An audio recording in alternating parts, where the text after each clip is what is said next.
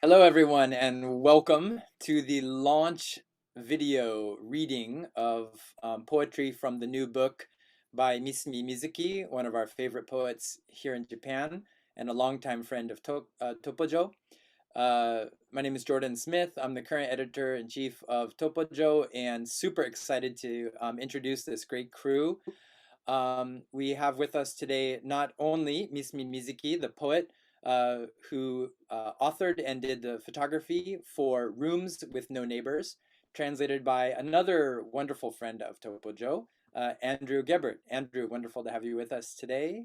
And we're also joined by Joy Waller, another very long time old schooler at Topojo, and also an editor who has been instrumental in every single volume she has touched.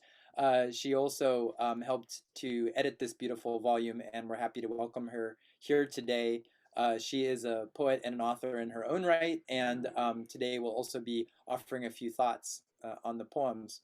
Um, I would like to begin by, first of all, thanking everyone for joining, and thanks for your support of this project. And then I'll tell you a little bit about Misumi Mizuki. Um, First of all, this is the first Japanese author who has done a single author book with Tokyo Poetry Journal. The first poet to do that is Joy Waller, actually, and then the second was Jeffrey Johnson, and now we have Misumi Mizuki, the first that we have done a full translated volume on. So this is really an exciting moment. We hope to also turn this into to a series, but we wanted to begin with Misumi for a lot of reasons, and so I'll tell you just a few of them. Um, I came to know her work maybe 6 or 8 years ago, maybe longer, time flies, and translated a couple of her poems for Tokyo Poetry Journal Volume 4. She's always been on our radar since the very early days of Topojo. She hails from Kagoshima and now is up in Hokkaido. Her books have been garnering attention and awards ever since the early days as well.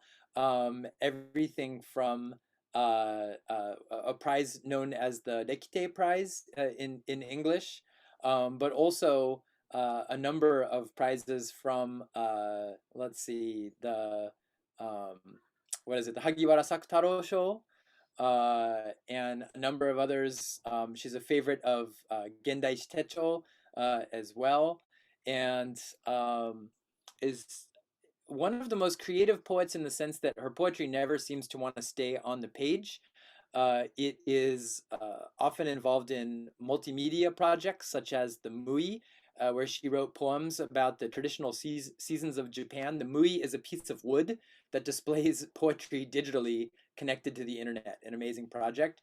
She's written poetry based on precision engineered instruments um, that were like ball bearings and like maglev rails, where she visited factories around Japan and wrote poetry about them. The poems were displayed at Omotesando Spiral in conjunction with these electronically or mechanically engineered works of art.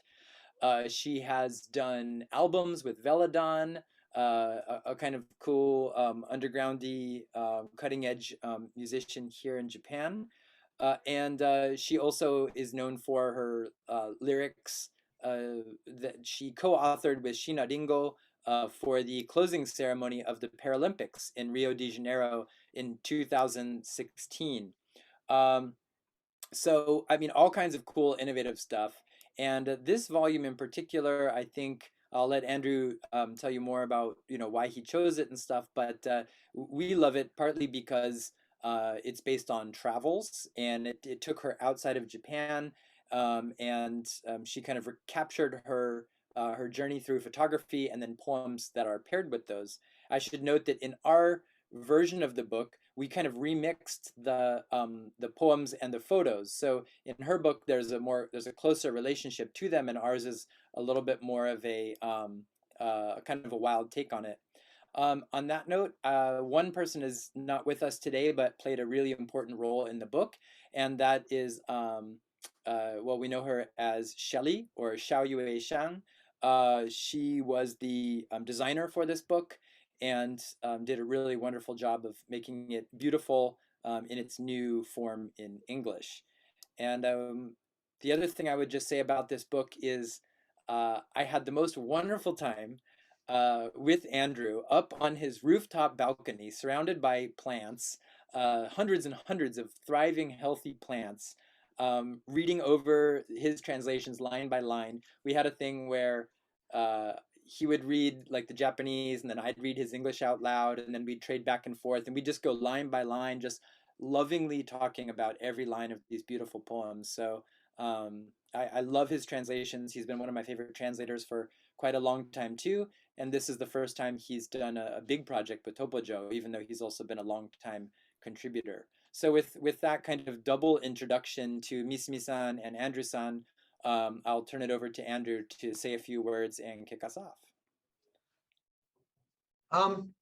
Actually, I think I would like to hand it right over to Misumi-san and ask her to talk about the process, talk about just how the book came together.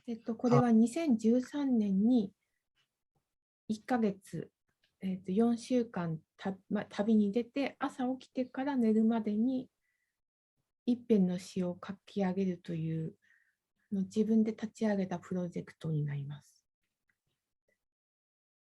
で、なぜこの旅に出て書こうかと思ったかというと、当時の私が自分自身の作品をつまらなく思ってきていて、書こうと思ったものが大体想像通りに書けてしまうから、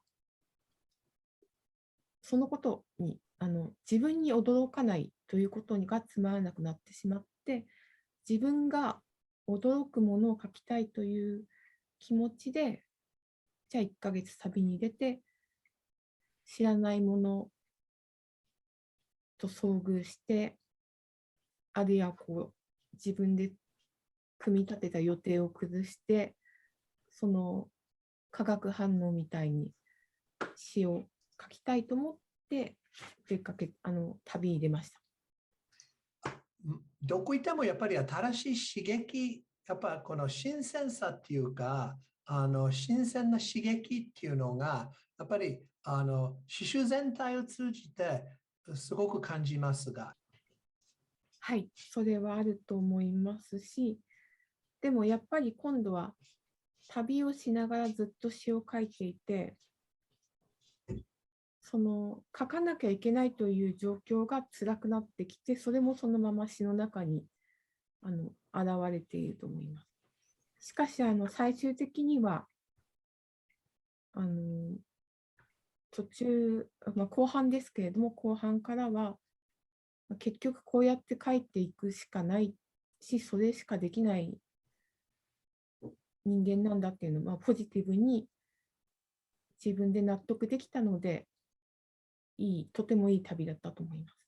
I neglected to mention, but some of you may have noticed that our backgrounds today are from photographs from the book, and then mine is a photograph, but it's blended in with the cover design.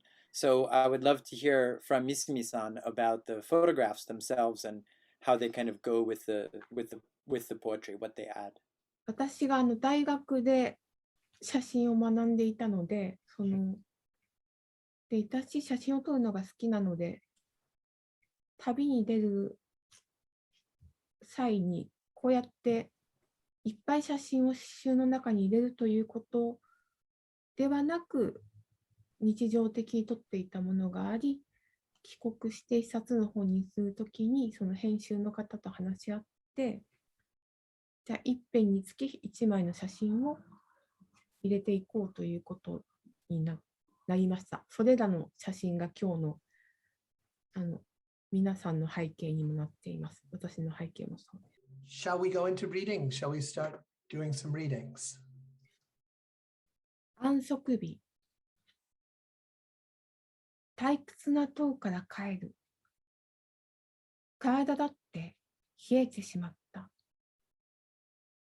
受け入れられないままに玉ねぎで染められた卵を大切にしまう。2日前にはキャベツで染められた。卵を大切にしまった。いつ食べればよいのだろう。みんな黙ってカゴを手に、次々と集まってくる。言わなくても分かっている。でも言ったらもっと分かる。長い間、連れ添った夫婦のように。言わなくても分かっている。でも言ったらもっと分かる。世界中にまだ出会わぬ夫が散らばっている。会話は減少して、雨音と微糖。左折したら教会。ありがとうございます。Sabbath. I return from the tedious tower, and my body is chilled, still unable to accept. I carefully put away eggs, dyed with onion. 2 days ago, I carefully put away eggs, dyed with cabbage. When should I eat them? Everyone is silent with baskets in hand, gathering, one then the next. There is wordless understanding, but there would be more understanding with words. Like a couple who have lived together for a long time, there is wordless understanding, but there would be more understanding with words. The husbands I have yet to meet are scattered around the world. Conversation diminishes. The sound of rain and taillights, turning left, a church.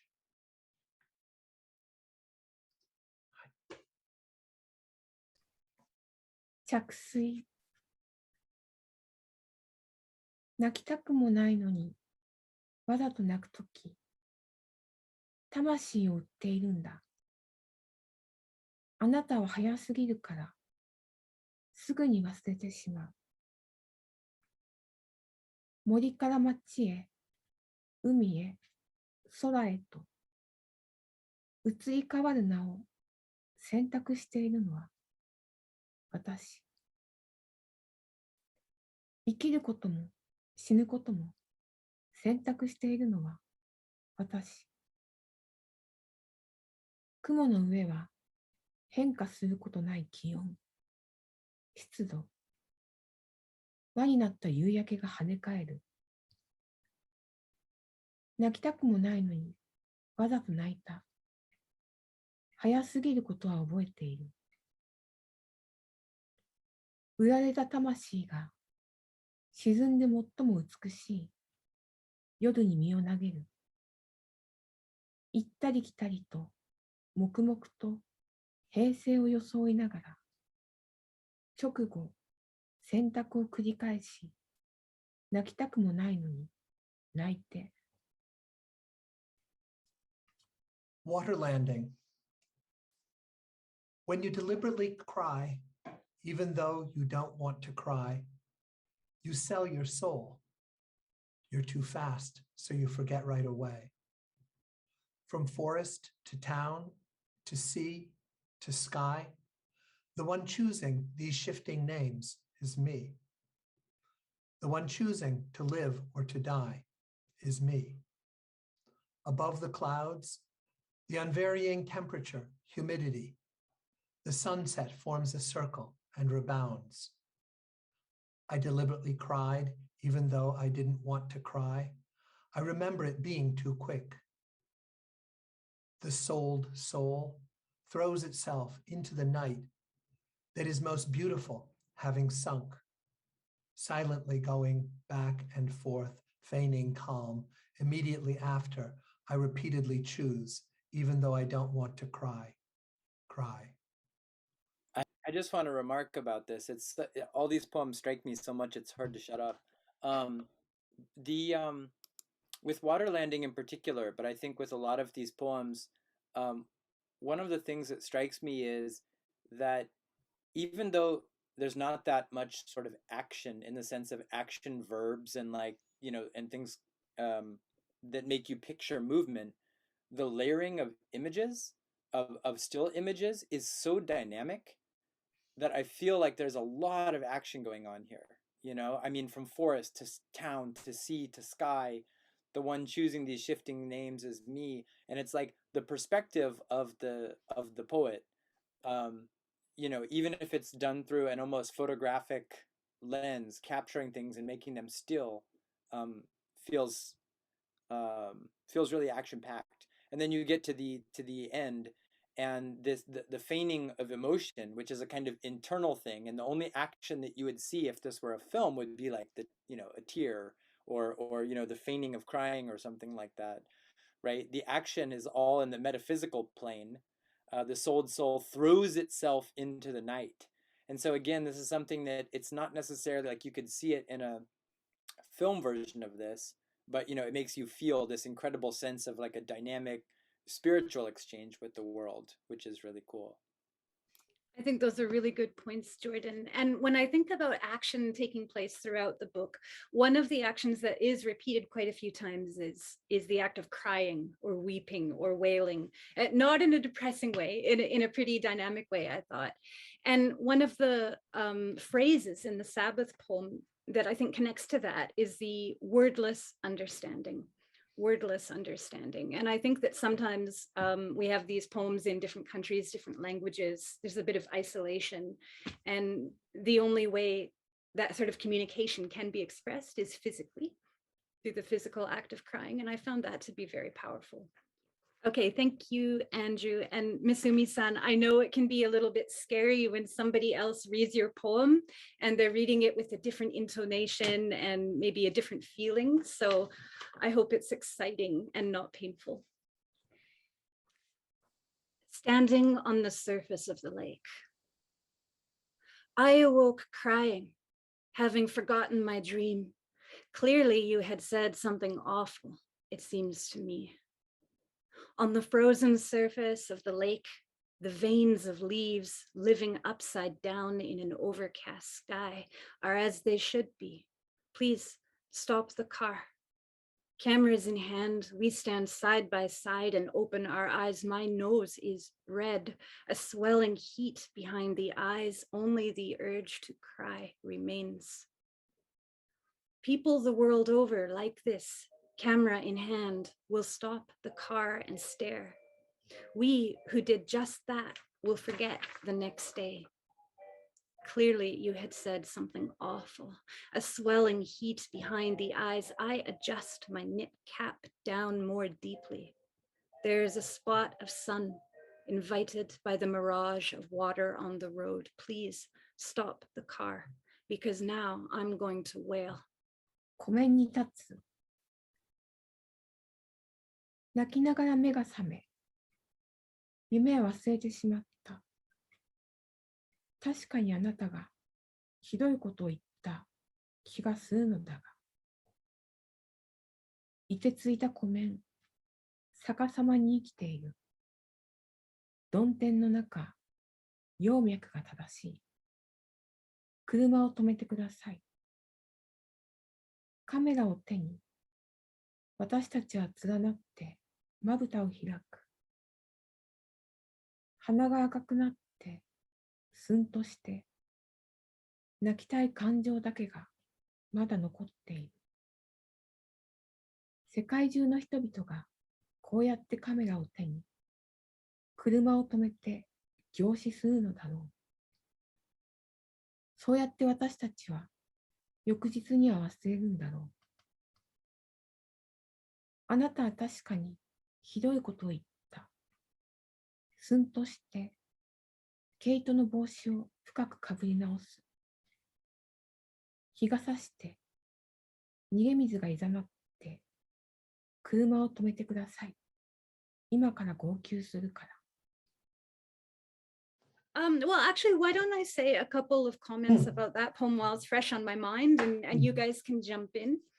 I really, really liked this poem because I thought it was such a skillful way of dealing with emotions by focusing on physical sensations instead of emotions, you know? I thought that contrast was a really, really unique thing. Having it beside, it's taking place beside a lake, water, symbolic of emotions, but instead of talking about why she wants to cry or why she is crying, she just states all of these physical things. One of the reasons I really like that is I think that poetry can be off-putting to some people because it is so intensely personal and so limited to one experience. And by pulling back in this way, I feel that the poem itself becomes so much more accessible. All of us who are reading it can identify with it. And we even have these I, you characters, and we have no idea what you did and why I is upset. So we can place ourselves in those roles and people we know in those roles. I found that really engaging. This is also one of my favorites. I find it, yeah, just really, as Joy said, just very powerful, and the imagery, you know, I can see it. I can see a bunch of scenes as I'm going, and then just the sort of reaching for ordinary touristy activities in the midst of some kind of turmoil, just feels very right, or just, as Joyce said, just very relatable, you know, that, well, this is what we do. We line up with our cameras, and the physical details of the, you know, of the cap and the red nose, cold nose, and those kinds of things all come together to create just a really powerful scene that you can really enter into. ありがとうございます。お二人にそういうふうに言っていただけてとても嬉しいです。この隣人のいない部屋は一冊でつながって長い一編のようになるように書いたものなので、一つ一つがかなり抽象的であるし、淡々としていると自分で思っているので、そういうふうにきちんと伝わったことが非常に嬉しいです。ありがとうございます。Okay. All right, so this next one is called Hotel Elite. I cannot resist a good hotel poem, and readers should know there's more than one hotel poem in this book. Hotel Elite. As if in ritual, I search for a post box while it's still dark. Crawl out of bed, write letters, the temperature and humidity. 2 letters per day. The tower tilts. It is most lovely at dusk. They tell me the rain never stops. I almost slip on the stone pavement. You extend a hand. Not in the left, but the right side of the post box. The address left uncertain. It would be fine with me if it just got lost. On the gentle street, our great change was such that we didn't mind getting a little wet. Something I had forgotten. エリートホテル。儀式のようにポストを探す。まだ暗いうちに布団から入れて手紙を書いた。気温と湿度。1日に2通ずつ。塔が傾いて夕暮れが一番素敵と教えてもらう。雨が止むことはない。石畳で滑りそうになって手を差し伸べた。ポストの左ではなく右。住所不定のまま、このまま行方不明になってもよかったんだった。優しい通りにて、私たちの大きな変化は、少しぐらい濡れても構わなくなったこと。忘れていた。Yeah, I think this poem, the reason it resonates with me, as do many of the poems in the collection, is the really playful treatment of something painful that is never really stated, you know, that is always left for us to fill in the blanks. So I like the mysterious treatment of pain and the playful treatment of pain. And in this poem in particular, the cavalier treatment of pain, the idea that there's some important message and it doesn't matter if this message ever reaches the recipient. Yeah, I think that transient nature really symbolizes travel in a way as well, and maybe the way our emotions can travel into us and travel out of us within the space of a day. The path to Tivoli Park, too. On the first sunlit day, I set out in search of water and sugar and ended up losing my way, finding and seeking out even more light, the smell of a zoo. Suppressing my hunger, I press on, still lost. At the opening of a back alley, an old woman on a bicycle speaks to me in a language I can't understand, giving me directions or talking about the weather in a terribly hoarse voice. A person who might be someone perhaps not there. She kisses me and leaves. I am lost. Incapable of both dying and living, the days flow single-mindedly on. Still lost, I stand in the midst of the warm light. When I finally arrive home, bearing weighty water and sugar, 1,000 years have passed. Incapable of both dying and living, the days flow single-mindedly on. When I open a certain familiar door, with a hoarse voice you say, "Welcome back," a person who might be someone perhaps not there. ティボリ公園までの道に、初めて光が降る日に、水と砂糖を求めて出かけたら、迷子になってしまった。余計に光を見つけて目指す。動物園の匂いがする。空腹を抑え、迷子のまま進むと、裏の先の路地で、自転車に乗った老婆が理解できない言葉で話しかけてくる。方角を教えてくれているのか、天気の話をしているのか、ひどくしわがれた声で、もしかしたらいない人かもしれない。キスをして去っていく。私は迷子だ。死ぬことも生きることもできずに、ひたすらに日々が流れて、迷子のまま、暖かい光の中に立っている。重い水と砂糖を抱えて、ようやく家に着く頃、1000年が過ぎている。死ぬことも生きることもできずに、ひたすらに日々が流れて、見覚えのあるドアを開けると、しわがれた声で、おかえりとあなたが言う。もしかしたらいない人かもしれない。I want to say something about all the poems, and it kind of relates to what Joy was saying, which is that the poems are really vulnerable, and the author is not afraid of exposure or revelation or being seen. The courage to be seen coupled with no desire to put oneself on display, if that makes sense. And I find that that is a really unique and really powerful kind of combination of things.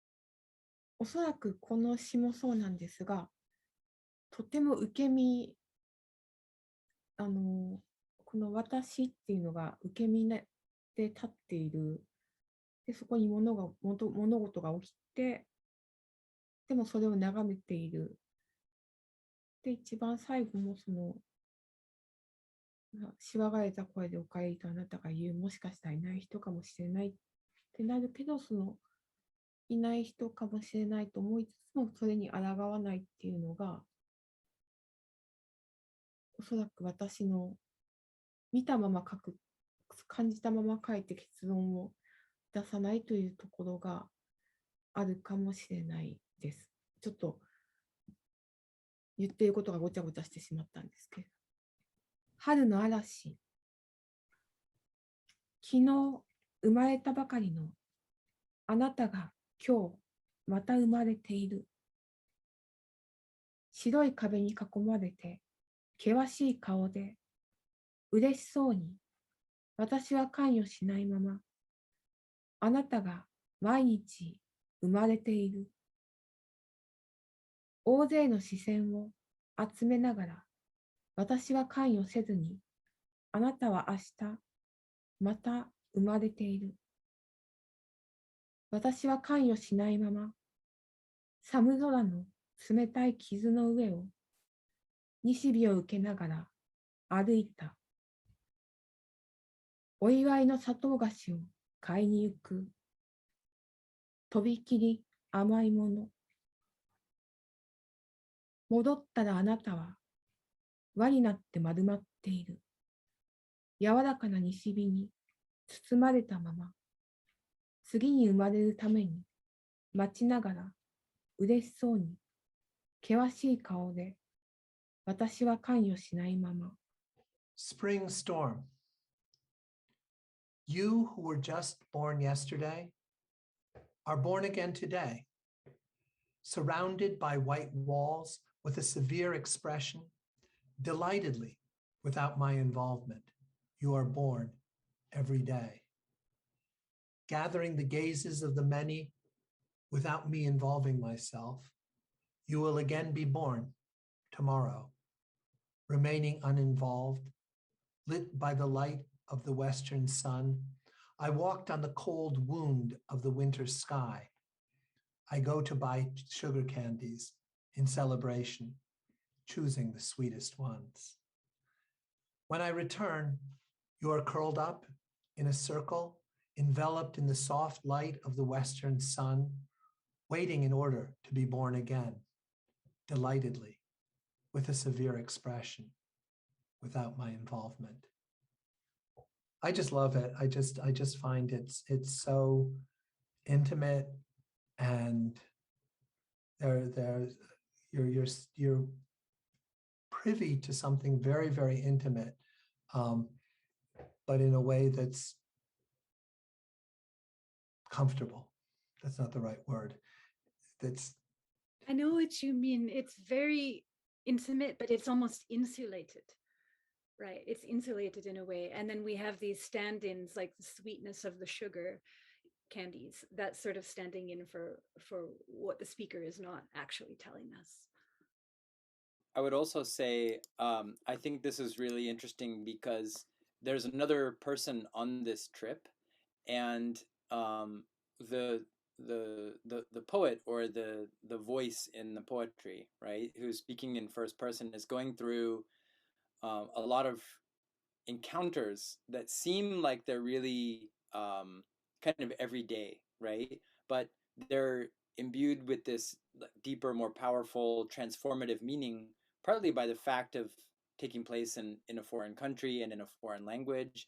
And it leads to a really rich emotional experience of what would otherwise be kind of everyday. But what's super interesting too is then this person interacts with their travel companion, and that travel companion is having their own completely independent, rich emotional experience, and they kind of bump together and contrast, in really interesting ways. So I think the idea of the interior life and then the travel companion, adds another really cool dimension to these poems. Asai nemuri. 鳥は寒いと膨らむから、この町の鳥は丸く丸く。夜よりも暗い色に、黄色いのくちばしが膨張して郵便局の前を歩く。飛ばない鳥だっていたのだった。知らないことは愚かで幼く美しい。知ることが恐ろしいまま知らない街で、寒いと膨らむから私も起きたら丸く丸くなる。幾日も雪が降り続けるか知らない。Shallow sleep. Because birds swell up when it is cold, the birds of this town are round, round. Their yellow beaks distend against a collar darker than night.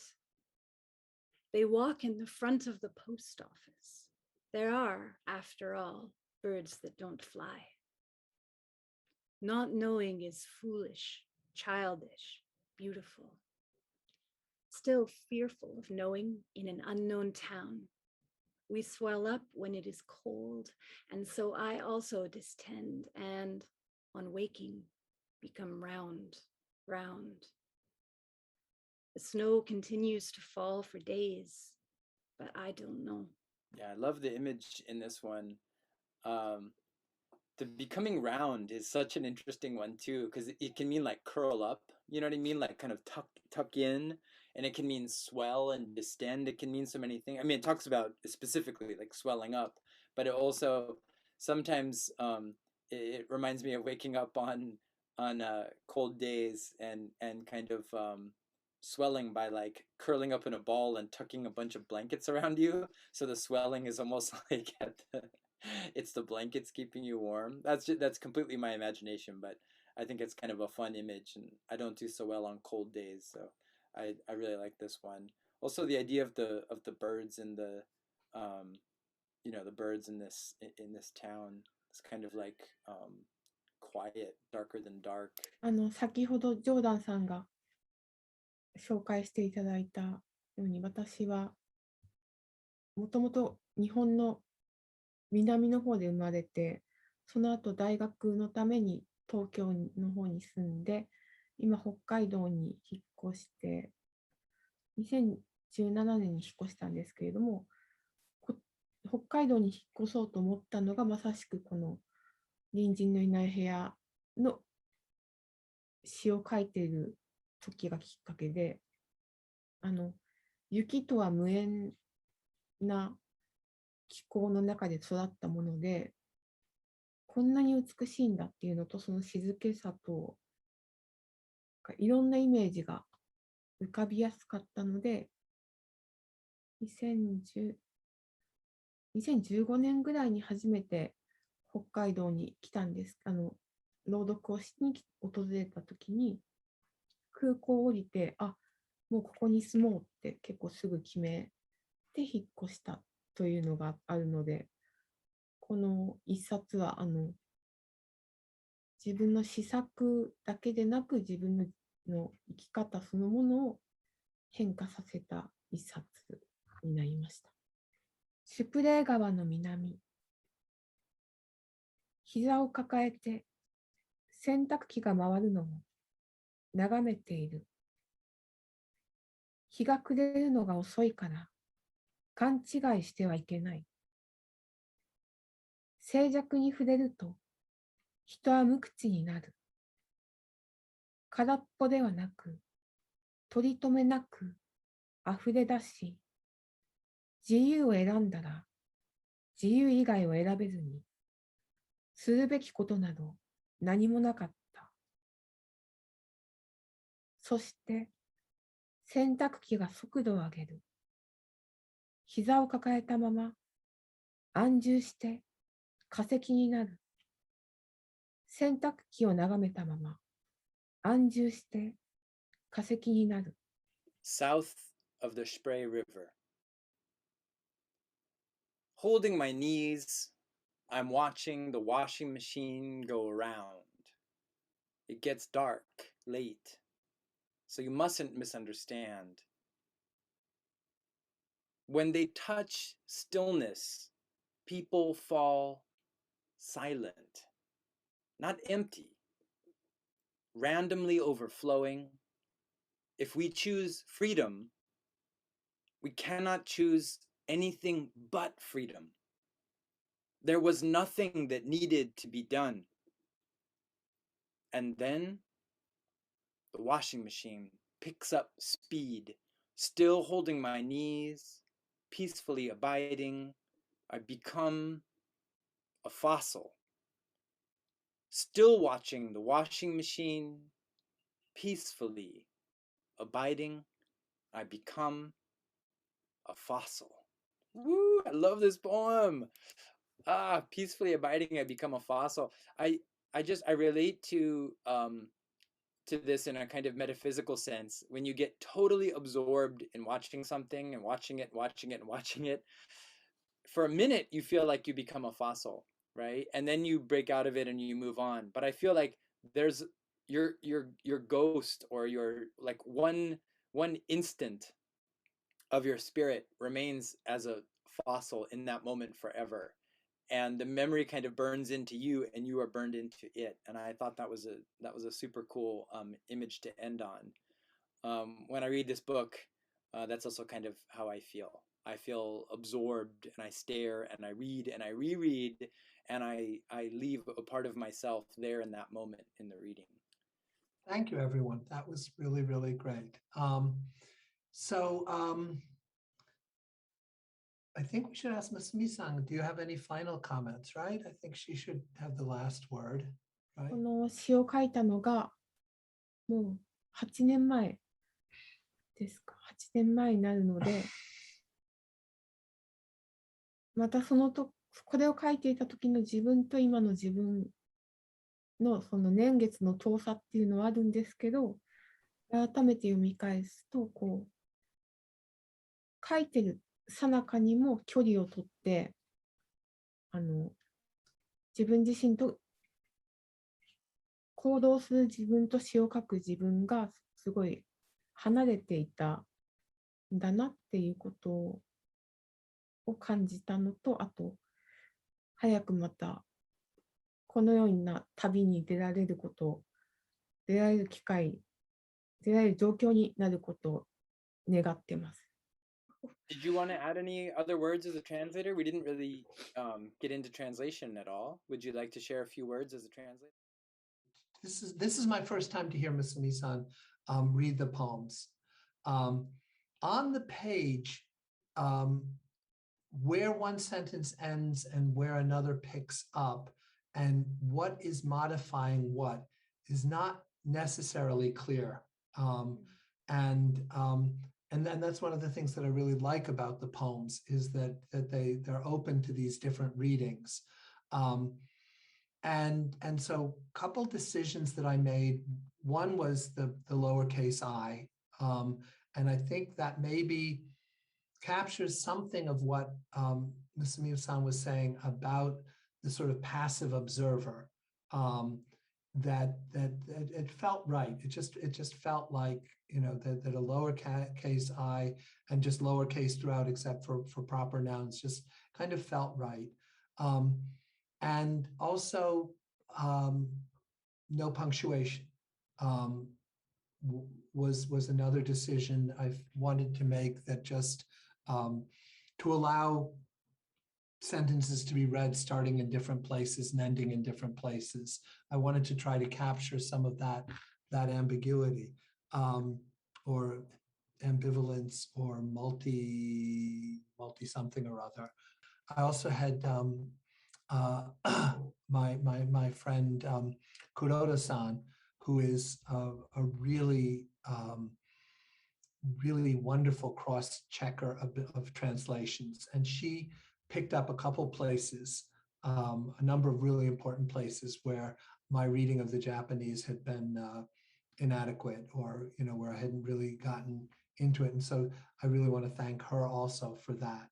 And it was just a pleasure.